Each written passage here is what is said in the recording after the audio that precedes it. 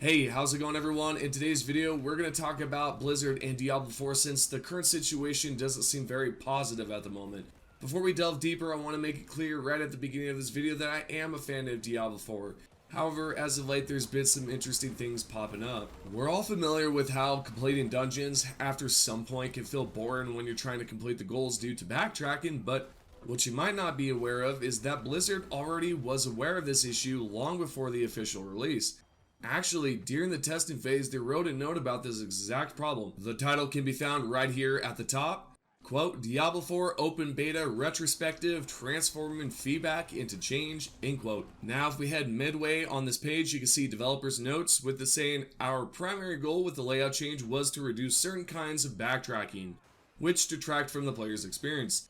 An example of this change is that players previously needed to enter side rooms to interact with structure objectives, causing them to retread the same path. Now, many of our structure objectives have been repositioned along main dungeon pathways, making them easier for players to reach and allowing them to readily explore the dungeon after defeating the structure. End quote. Now, it seems that they did not take any sort of action when it came down to addressing this later on because the primary reason for putting out this note was due to the feedback during the beta phase.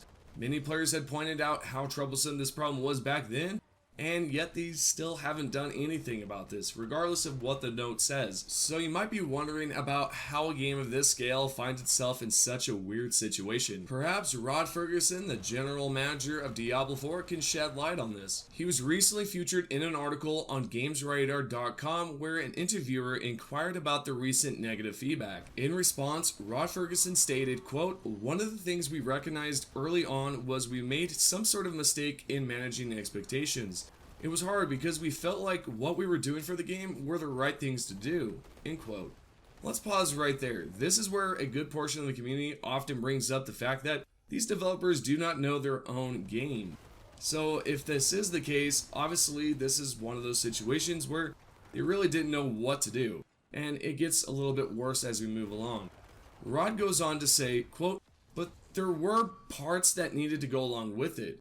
We were trying to move a little fast, we were trying to be very responsive and agile, so we were like, hey, we have 2/3 of a solution, so let's give them the 2/3 and we'll do the other third later, and that didn't work out in our favor. And so this is why the game is in the condition that it currently is in, because they went at it at a weird angle, especially the recent ban wave where players have done nothing wrong and they're still banned. I suggest checking the previous video after this one is done. Anyways, Rod continues on with this interview with saying, quote, and so that's something we really learned as we're going through Season 1 and into Season 2.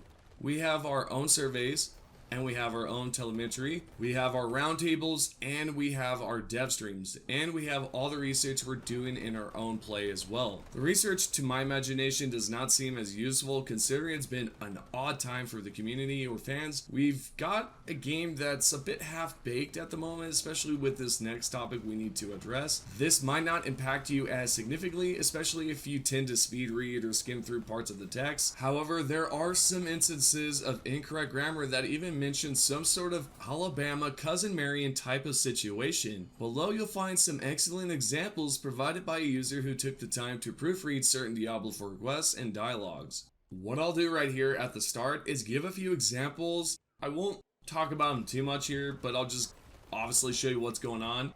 If we take a look at the first one here, it says she dragged herself in her final moments. Her faces holds a grin of satisfaction. Faces. I'm assuming it would have been her face holds a grin of satisfaction. Then the next one, the maggot corpse appears fresh. Its flesh has been pinned back to reveal a yellow-green interior. So with that being said, it would be, it is flesh has been pinned back. It is flesh. Another weird wonky one. And funny enough, there's actually a menu here that does not have any sort of label. It actually says missing --1 menu label. Interesting stuff there. There's another one right here where it says, it keep the unworthy out of inner sanctum. Or this one here that says, it's keeper long after hour. So it'd be, it is keeper long after hour. It is so weird how they actually wrote half of these quests. The most wonkiest one has got to be this right here, where the top portion an NPC says, these are Cecile's grandchildren.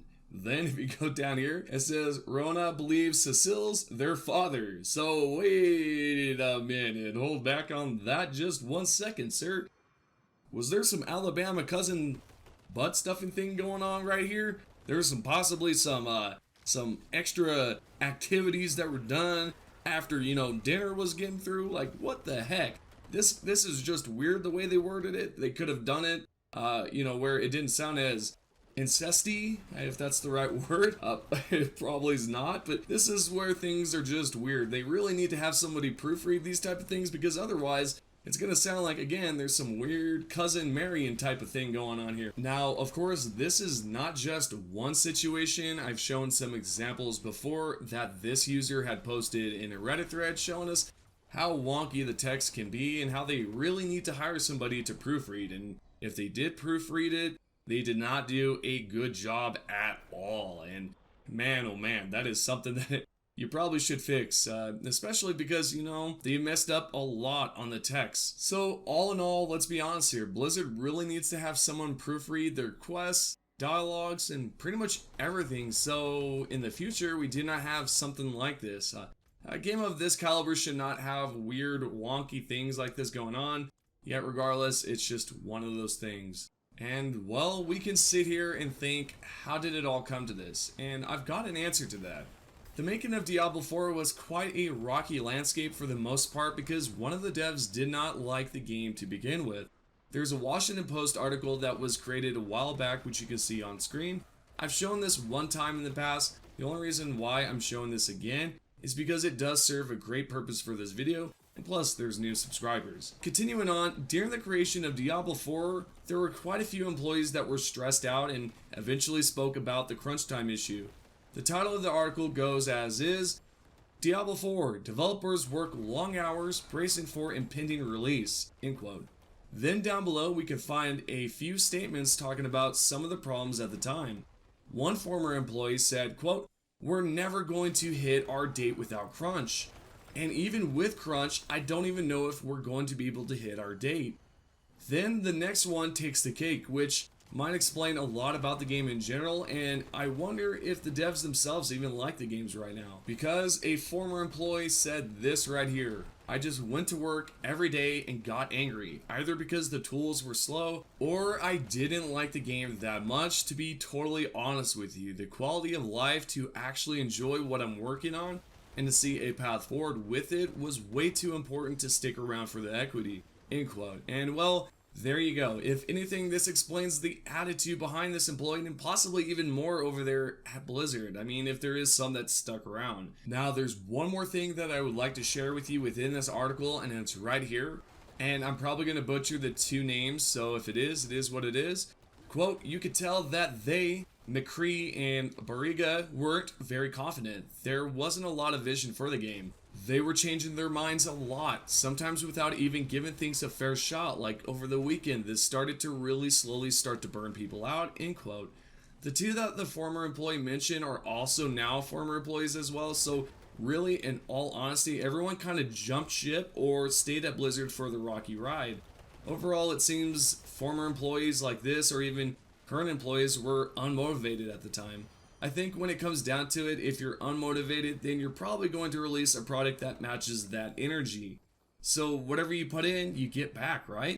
And well, that's what we got. To be honest, this game is not terrible, but there's a lot of things that have to be improved, and thankfully there is going to be some improvements because with the release of Season 2 in October, we can expect some great changes. And although I do feel uneasy about the future of Blizzard in general, I still think they have some awesome devs that, if things were different, we might have received a completely different game. And that's just a sad truth, right? Because they were all unmotivated, none of them really wanted to come to work, and really just some of them didn't even like the game, it sounds like, which just, why are you even creating the game if you're not a big fan of it? It doesn't make any sort of sense. But yet, I hope you guys have enjoyed the video. This will kind of give you an idea of how Blizzard came to be, how Diablo 4 came to be when it was in development. There were some issues that obviously needed to be taken seriously, but some of them didn't care for it, or they just didn't really want to make the game. But it's just unfortunate, but I hope this has been helpful. If you have any questions, comment down below. I will reply back within the first hour or two. Let's talk about everything in this video because, man, I want to know what your guys' opinion are on this specific topic. Other than that, thank you guys so much for watching the video, and I will see you all in the next one.